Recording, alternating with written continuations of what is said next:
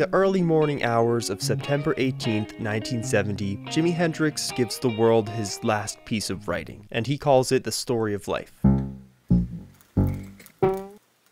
The story of life is quicker than the wink of an eye. The story of love is hello and goodbye. If you can recall that one scene from Back to the Future, you're not ready for this yet, but your kids are gonna love it. That is an accurate representation of Jimi Hendrix's entire career. So I'm just going to give this one to you raw. Jimi Hendrix facilitated one of the world's first hip-hop songs. Don't believe me? I don't blame you. Jimi wasn't a rapper. Hendrix was more of a poet. And in the 60s, specifically in Harlem, poetry was going through a Renaissance period, along with other art forms like literature and music. That's where we got the Last Poets. Within this group called the Last Poets, Jimi would hand-pick the godfather of hip-hop music, Jalal Nuruddin. At the time, Jalal Nuruddin was going by the name Lightning Rod, which I think is pretty cool. So I'm just going to call him Lightning Rod. And Jimi's experimental nature led the pair into Electric Ladyland Studios, where they'd record the track Doriela du Fontaine. Jimi Hendrix sends us off. Pretty tense bend here. I was standing on the corner in the middle of the square, trying to make me some arrangements to get some of that dynamite reefer there. Doriela du Fontaine shows up. "Hey fellow," Doriela said. "Since we met, I'm glad, so here's the address to my pad." Although Hendrix isn't rapping on this track, his guitar is talking for him.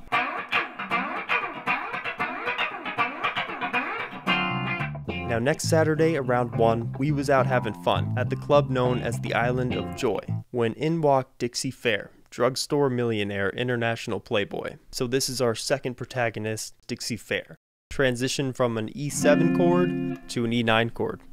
That's when Miss Dufontaine formulates a plan to steal from this drugstore millionaire Dixie Fair, because I don't want you around when I take off with this clown and I get him hung up in my den. But when I pull through, baby, I'll come straight to you and you'll never have to hustle again. Miss Dufontaine gets in this Airbus accident, but I know I'll never be the same. There'll never be another Miss Doriela Dufontaine. Lightning Rod's lyrics are calculated and rhythmic and cause the listener to sit and think about him for a second. Other than facilitating one of the first hip-hop songs we know, Jimi's personal tunes are on par with the spoken poetry we were speaking of earlier. A broom is drearily sweeping up the broken pieces of yesterday's life. Jimi proclaims, "The traffic lights, they turn a blue tomorrow. They shine their emptiness down on my bed. The wind cries Mary is a testament to loneliness. Traffic lights turning blue, shining over Jimi's dreary London flat. You jump right in front of my car when you know all the time 90 miles an hour, girl, is the speed I drive." Dang. Referencing his fast life. He doesn't have time to be tied down, you know? "I'm not the only soul who's been accused of hit and run. Tire tracks all across your back, baby. I could see you've had your fun." When Jimi Hendrix went on the Dick Cavett show in 1969, Dick Cavett, the interviewer, asked him this. "Don't you find that there's a certain mad beauty in unorthodoxy?" Yeah. No, not that one. This question. Do you read music? No, not at all. No. So for instance, the infamous E7 sharp 9 chord. Technically, it shouldn't work, according to music theory. This is a typical E7 chord. To form one of these chords, all you have to do is find the 7th note in that chord's minor scale. 1, 2, 3, 4, 5, 6, 7. That's a D. Once we add that D note, it becomes an E7. Adding the sharp 9 is essentially blending both major and minor components of a scale. And it boils down to the major and minor thirds. A major third is always 2 whole steps down from the root note. The minor third is 1 whole step plus a semitone. So that's 1 whole step and then a semitone. You hear how it turns kind of spooky and dissonant? That's what makes a minor chord sound like a minor chord. So we're hitting the major third here in the 7th chord, and then the minor third. That means there's only 1 fret of distance between the major third and the minor third, and it just sounds weird together. Once you add that E7 chord shape. But the great thing about the E7 sharp 9 chord is it could become a D7 sharp 9 chord. And then you could play licks in the key of D. In 1965, they were playing bar chords like this.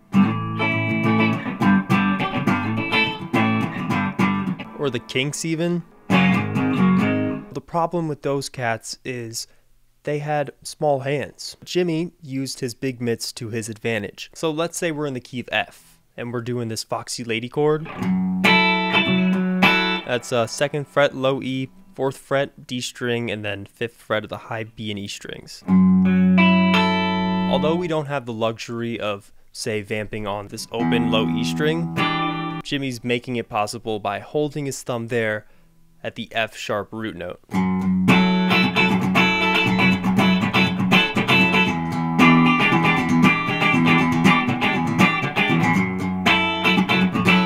For a good chunk of Jimmy's life, he was the odd man out. The only escape he had was music. He would land himself a good gig playing with a big band like Little Richard. Something as surface level as his flashiness would get him booted from the group. And in the midst of his crazy come up, Jimmy developed an amazing sense to do his own thing. So I want to take you to my workbench. This is what a Fender Stratocaster would look like around the year 1963. Fun fact, Fender Stratocasters, before Jimi Hendrix played them, were mainly used for surf music. Anyways, notice the contoured body, crafted to fit perfectly on a player's lap. The knobs are all placed in a convenient position the said player can reach them without issue. Now I want to direct your attention to Jimi Hendrix's 1963 Fender Stratocaster. Due to a short supply of left-handed guitars at the time, Jimmy had no choice but to flip his guitar upside down. Albert King and Otis Rush were doing the same exact thing. With the neck of the guitar completely flipped, the low E string becomes the string with the highest tension, and the high E string becomes the string with the most give. Same thing with the pickguard. All the knobs are annoyingly under your forearm every time you pick up the thing to play it. Instead of just dropping to the floor, your guitar cable will be stretched across the entire butt of the guitar body. By being forced to adapt, Jimi Hendrix developed a knack to become unconventional. Punk or punk rock is rock music that is played in a fast, loud, and aggressive way, and is often a protest against conventional attitudes and behavior. Slim Jim Hendrix was all about waving his freak flag.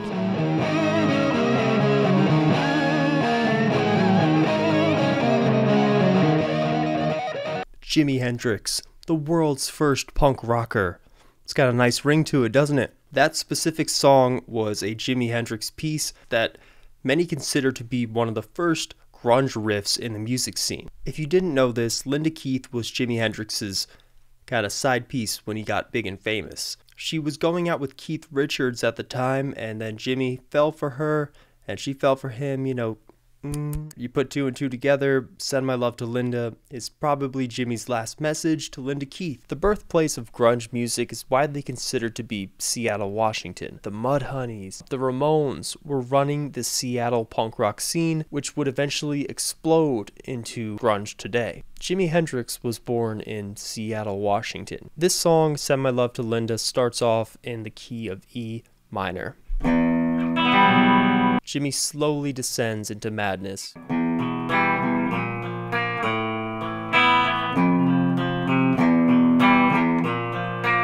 Send my love to Linda. She lit a fire way down inside. She made the sunshine in my eye. God, let me hold her once more before I die. Man, that is edgy stuff for the 60s. Aneurism by Nirvana has a pretty similar feel.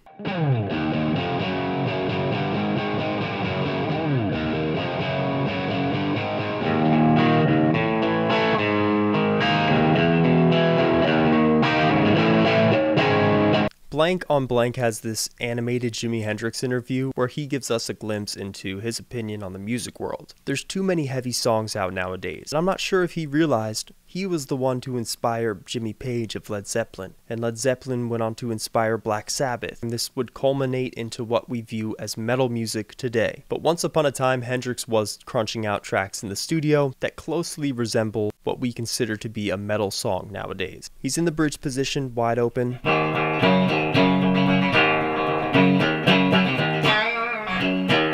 He's already got that Metallica-like chug in there.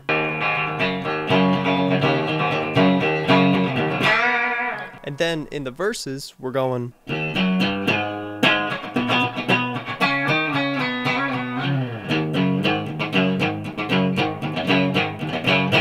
But unfortunately, this track wouldn't see the light of day until many years after Jimi died, when the Hendrix estate released the anthology album, the brown one. Very great album, so many great tunes on there. I highly recommend a listen. In this lifetime, Hendrix was gifted with this incredible hindsight to predict the times that were to come.